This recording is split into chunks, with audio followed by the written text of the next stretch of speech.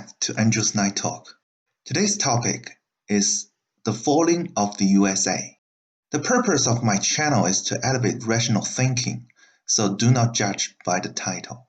Please subscribe and remember to click the bell button so that you will receive notice when new videos posted on my channel. Thank you.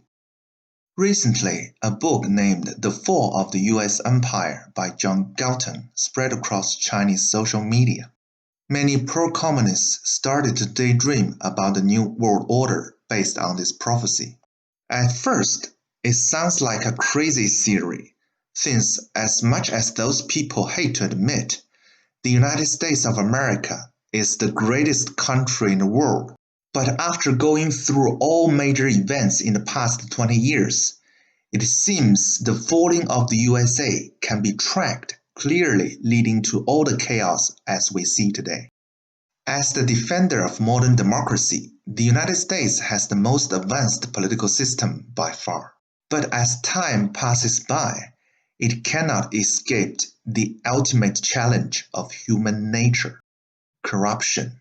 It might not be as obvious as authoritarian regimes around the world, but when the justice system is only working to serve one side of the political equation, people should know America is sick. Back to the famous Watergate scandal in American history. The illegal activity undertaken by members of the Nixon administration resulted in the resignation of President Richard Nixon.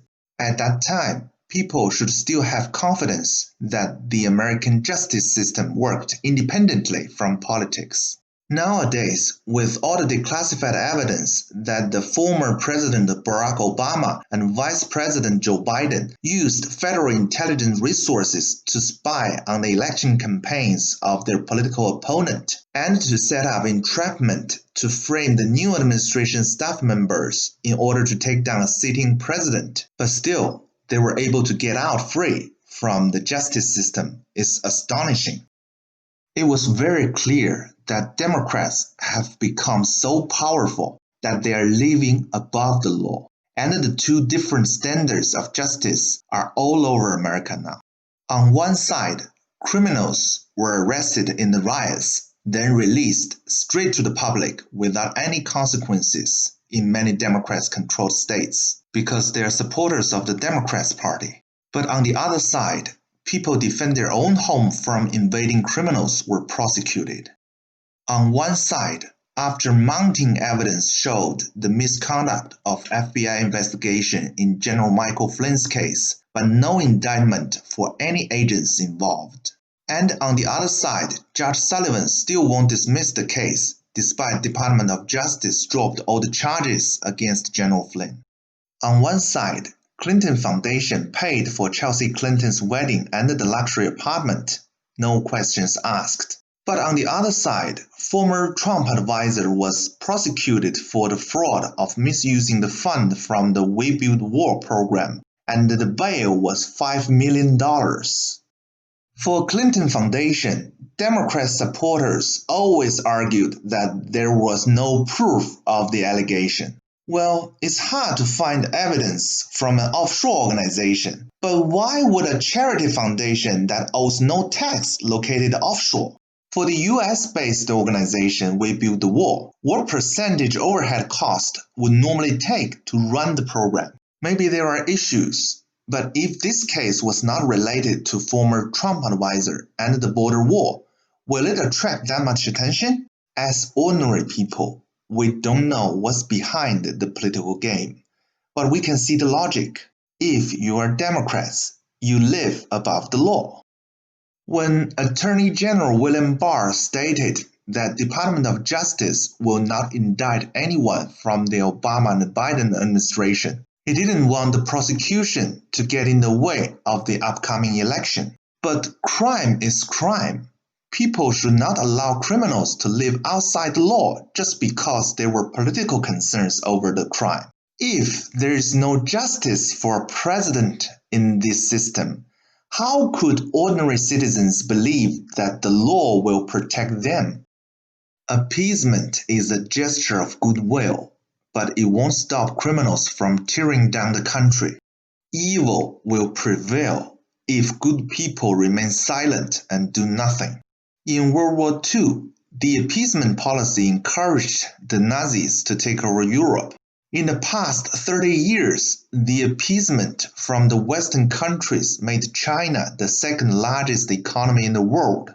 And now, the appeasement to allow Democrats to corrupt the system will destroy America as we know it, along with the Western civilization.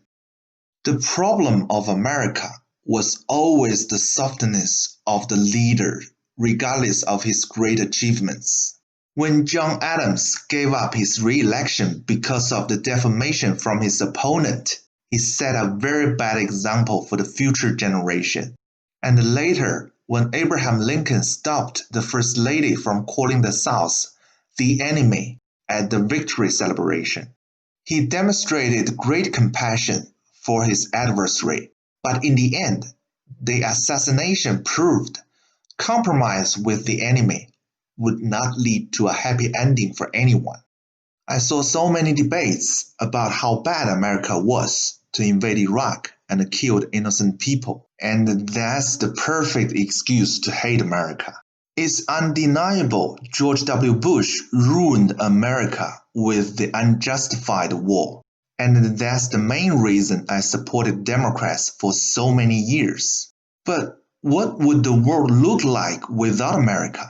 Remember how many innocent people died because of communism.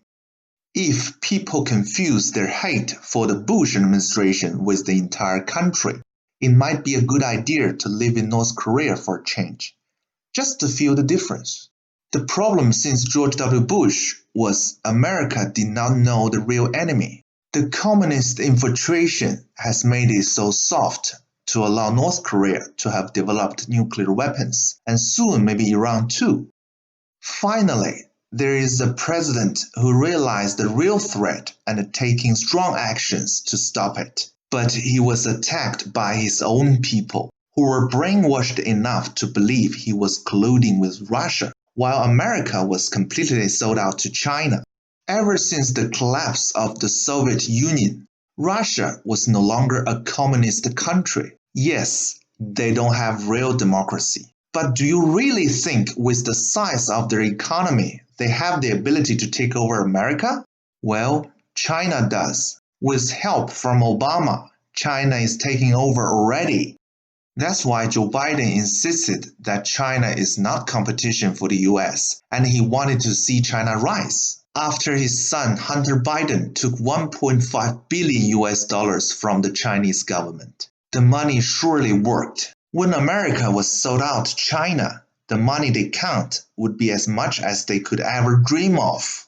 But unfortunately, Russia can't afford it. They might love to take over, but they don't have enough money to place the bid. As a successful businessman, Trump knows how things work. If he really wants to take any political advantage, he would have colluded with China instead of Russia. Anyone with basic common sense should know that. While the mainstream media guided people to fixate on the Russian fantasy, China pretty much got everything they wanted, a full-scale invasion of the communist ideology. Unlike America, the Chinese government knew since their first dictator Chairman Mao that the most powerful weapon in the world is not a nuclear bomb, it's ideology. The toxic communist ideology killed more people than the 2 world wars combined, and not to mention the genocides. America is falling. George W. Bush kick-started the process, and Obama helped with the acceleration. Whether it's going to be the end of the greatest country on earth or the reborn of a new legend might become clear very soon. Either way, we're witnessing the beginning of a new era. I'm Andrew Hathaway. Thanks for watching.